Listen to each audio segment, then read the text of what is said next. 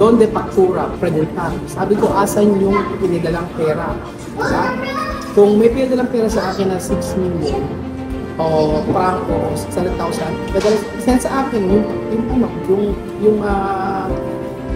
i-send sa akin, asan yung resibo, diba? Magandang araw po sa inyo lahat mga amigo, kumusta po ang lahat. Naku po, nandito po tayo ngayon sa Gapan at for today's video, ako po nagulat na lang dahil po ang si Chamami po nagpadala sa akin ng message. So gusto ko na po magsalita regarding po. Una, dead man lang po ako sa mga ganito mga kababayan ko dahil ayoko patulan. Pero sobra na po kasi mga amigo. Ayan, etong screenshot na sinend sa akin ni Chamami ay sasabihin ko sa inyo mga amigo dahil hindi na po tama. Yes po. So una, nag-message si Chamami.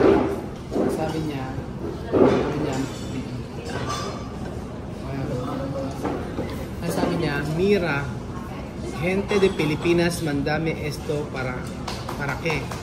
Ayan po para qué? Ito daw isang Pilipino nagpadala ng message po para saan daw, sabi niya. So, ang sabi ko ba, isang grupo, 18 ang miyembro. Gumawa pa ng member. Ayan po. So, ang mga member ay isa lang nakalagay. Tatanong ko siya kung sino yung mga miyembro na ito. Pero ang unang miyembro ay Francisco Dizon. Nag-create ng group na ito. Francisco Dizon, ikaw ang nag-create ng group na ito. So, ayoko sanang patulan, pero hindi na po kasi tama. So, ang sabi ni Chamami, ito, maliwanag po ang pagkakasabi. Marami nagpapadala sa akin ng mga message na ito mga amigo kay Chamami, pero dead man hinayaan ko. Sabi ko, hayaan mo na. Siyempre ako nasa social media tayo. For sure, hindi naman ka ako, ang gusto lang yan is para sirain ka ako, yung pangalan ko sa iyo. So, ikaw ako, yan ang nagiging problema natin. Bas pinaniniwalaan mo yung ibang tao. So, ayan po mga amigo. Ang sabi kong ganon, ito, yung Francisco Dizon, siya yung nag-create nito. Ang sabi ko mga amigo, papakita ko po sa inyo ha. O ayan, si Chamami, ayan, si Chamami kausap ko. Ayan po mga amigo. So ang sabi po dito ay Buenos Dias. Espanyol na i-translate niya. Buenos Dias. Ang nag-create nito si Francisco Dizon. Sabi niya, Buenos Dias. Sabes, alam mo ba? Mandamos a Ruel 6 milyones. Nagpadala ako kay Ruel ng 6 milyon o 6 milyon sepas. So, may kumulang na 600,000 pesos para to pasahe de vuelta. Para sa pamasahe mo pabalik sa Manila. Para pasahe de vuelta a Manila. Esta tarde, ngayong tanghali lang.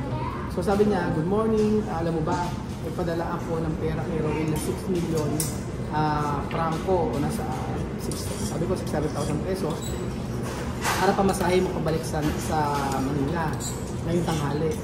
Este dinero es para ti. Ang pera na ito ay para sa iyo. Yan sabi niya. Así que ve a cogerlo de él. O, sabi niya, kunin mo sa kanya. Itong pera na ito ay para sa iyo at kunin mo sa kanya. Sabi ganyan ganon. So, inulit ko yan. Sinend ulit sa akin ni Chamami. Ayan. Sinend ulit sa akin ni Chamami yung ano. Ayan. So, ang sabi ko sa kanya, sabi ko niya, no me importa esto. Yun ang reply niya. Hindi rin mahalaga sa kanya yun. Yo sé todo esto mentira o verdad. Alam ko kung ito ay sinungalingan o totoo. Solo quieren problemas. Gusto lang nito ng problema. Si Chamami nag-message dito. Ayan, ito po message mga amigo. So, hindi na bago po sa akin yung mga ganito. Marami itong mga sinisend sa akin. So, sabi ko kay Chamami, lahat ng pera, sabi ko, wala nagpapadala ka ako sa iyo. Mula nung ikaw ay bumalik doon sa Equatorial Guinea. Tapos, wala nagpapadala sa iyo matagal na. Sabi ko, lahat ka po ay lahat ka po ng ginagastos ko para sa inyo ay yung paghihirap natin sa pagbaklan. Yun ang sabi ko sa kanya. Tapos, nag-reply si Richard. Tumatawag nga sana ako eh. Kaya tumatawag po ako. So, ang sabi niya sa akin, sabi niya sa akin ito, este persona miente. Quieren gastar tú. Yo borrar todo esto miente mucho con tu nombre, así no bien. Roel, cuidado mucho con este persona, no bien para tuyo borrar esto. Todo esto cosa mentira de Pilipino, yo saber todo deja. Estoy en trabajo, nasa trabaho daw siya. Sabi ko sa kanya, okay, sabi ko sa kanya, ang sabi niya dito, lahat ng ito daw, itong tao daw na ito nagsisinungaling. Kaya gusto lang sirain ikaw sa akin. Binura ko lahat ng, binura daw niya. Esto mienten mucho con tu nombre. Marami kasi sinungalingan sinasabi sa iyo itong tao na ito. Well, ingat ka mabuti at isang tao na to ay hindi okay para sa iyo at para sa akin. Burahin mo yan, sabi niya. Wala naman sa akin sinasabi. Todo esto cosas mentira de Pilipino. Kaya lahat ng ito ay kasinungalingan ng Pilipino ng yung tao na yun, yo saber todo deha. Sabi ko, hayaan na lang yun. Estoy na sa trabaho daw siya. Tapos nag-message sa akin. Sabi ko sa kanya, okay, donde factura, predentar. Sabi ko, asan yung pinidalang pera? Diba? Kung may pinidalang pera sa akin na 6 million o franco o 600,000, i-send sa akin i-send sa akin. Asan yung resibo, diba? Asan yung resibo? Diba? Asan yun? Sabi ko sa kanya. Sabi ko, isang pera, di una dinero, walang nagpadala, sabi ko sa kanya. Oo, nagsisinungaling, sabi ko. Tapos sabi niya, si miente mucho solo hablar mal para tú, porque así. Syempre, sabi, si miente, nagsisinungaling siya kasi nagsasalita siya ng kasinungalingan para sa iyo. Sabi niya, hayaan na ito, burahin na lahat. Tapos pagkayari, nag-ano siya, nag-voice message siya. So, ito yung voice message siya, mami. Esta persona miente. Por eso yo he mandado tú ahí. Esta persona miente. Tú sabes que otro día tú has dicho que yo hablo con Filipinas. Yo te he dicho que yo no hablo con nadie aquí. Esta persona manda esto para mí. Yo he dicho, tú mientes, esta persona miente. Esta persona miente con tu nombre. Esta persona, por eso yo he mandado para tú. Miente, esta persona miente, este filipino miente para tu nombre. Por eso yo he mandado para tú saber que yo te amaré mucho confianza para ti. Yo no así. Mi corazón no me hago para tú. Tú quieres mi familia solo por yo. Mi corazón quiere para tú, yo no puedo hacer más para tú. Este filipino quiere ponerme para mí. Miente, este filipino miente. Mira, este filipino para. No le digo, no te hablo para hoy. Este filipino, yo he borrado. Yo te he mandado para tú ahí, para tu mirar. Yo lo mando para que tu teléfono. Okay. He dicho miente, yo no borro. Yo no quiero nadie hablar con mi teléfono. Nadie va a borrar mi teléfono para yo. Solo con él. Okay. Gracias. So, paulit-ulit pong sinabi ni okay ka lang ba? Paulit-ulit pong sinabi ni Chamame na nagsisinungaling. Oo, nagsisinungaling at puro kasinungalingan sinasabi. Ayan, paulit-ulit pong sinasabi na kasinungalingan yung mga pinadalang sa akin. So, ang sabi niya ay gusto lang daw sirain ako at napakabuntik ko daw sa pamilya niya. So, malaki daw ang niya sa akin, ang tiwala niya sa akin. Yun lang sabi niya. So, maganda na rin na ipinadala sa akin ito ni Chamame para at least na-explain ko. Kasi mga amigo, sa totoo lang, kapag may mga ganito, dapat lang ipadala niya sa akin yung mga message na ito kay Chamame. Ayan. Dapat ipadala sa akin ito para at least malaman. Kagaya niyan, magpadala daw ng pera, asan yung faktura, asan yung resibo, di ba?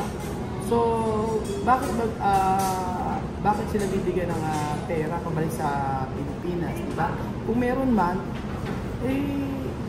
kaano yun po? ibibigay ko sa kanila, pamasahe. Pero sabi ko, hindi naman siya babalik dito. Sabi ko naman, hindi na siya babalik dito. Tapos, ang nagpadala po sa akin ng pera, si Lola Jenna, yung pamasahe ni Amir. Tapos, yung taga-US po, yung para kay Waka Waka, at saka yung para kay Wesley. So, yun ang usap ko sa Chamame. So, Chamame, eso todo dinero, yun regular donde factura. Solo de dinero de Amir yo cogido, ¿no? Yo cogido donde de esa chica Lola Jenna.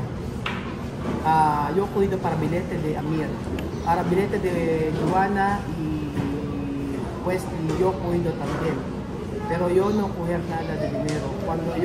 Cuando hay gente decir yo cogido dinero, hay que preguntarte factura, así. So ayun po mga amigo, ngayon naniniwala sa akin sa Chamame. Pero kung ito itinago sa akin sa Chamame, for sure, ito ang paniniwalaan niya. Ito ang paniniwalaan niya. Ayun ang gano'n. Kasi dati mga amigo, yung mga talent fee sa mga interview ko, yun yung sinabi niya kay Ate Lulu, na sabi niya yung malaki eka ang nakuha na talent fee ni Kuya Raul sa mga interview, pero wala akong nagkakaroon. Sabi niya ganun. Hindi niya alam, wala naman ng malaking talent fee mga amigo. Ang pinakamalaking talent fee na nakuha ko mga amigo yung kay Papa Dudut at kay Papa Marky, which is ako lang naman ang in-interview doon. O yun po mga amigo. Pero the rest po mga amigo, ang mga talent fee lang po ay sasabihin ko sa inyo, 5,000 pesos. May 4,000 pesos pa po. Pero hindi kasi wala sa akin, wala akong pakialam sa talent fee. Ang sa akin is yung makita ng mga tao, yung kabutihan na ginagawa natin. So kaya ako nagpapa-interview at sila ang kumukontak sa akin. At never po ako, maraming kasabi na ako yung kumukontak para interviewin. No, never po ako nagsabi ng gano'n. Na ako yung interviewin nyo, ganyan. No, hindi po ako gano'n.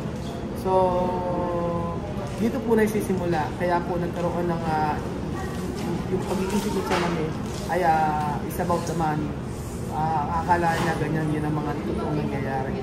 Pero hindi niya alam na lahat ng ito ay naging tapat ako sa kanya. Lahat ay sinabi ko sa kanya. Hanggang sa sahod, hanggang sa sahod sa YouTube, lahat yan alam niya. At nakikita niyo po yan mga amigo. So yung mga ganitong klaseng tao mga amigo, ay gustong sirain yung pangalan ko para kay Chamame. Pero yun nga, nagtagumpay yung mga tao na gusto manira. At ngayon ay nakabalik na po sila sa Chamame. So sa akin, hindi ko po, para sa akin hindi ko sakop lahat ng mga followers na gagawin sa atin. Pero ang mahalaga po mga amigo, naisasabi ko yung side ko at alam ni Chamame ko ano ito. So ayun po mga amigo, Francisco Dizon, na ikaw ang nag-create ng group na ito. Kung meron ka sinasabi na nagpadala ng pera, 18 kayong member na po kasama sa Chamame. At binura ng Chamame din lang. Ayan, si Chamame na alam ko, hindi titigil yung iba para masira po. Pero alam ko na tagumpay kayo dahil nakabalik na po yung sila Chamame. So ayun po mga amigo, thank you so much po at God bless po.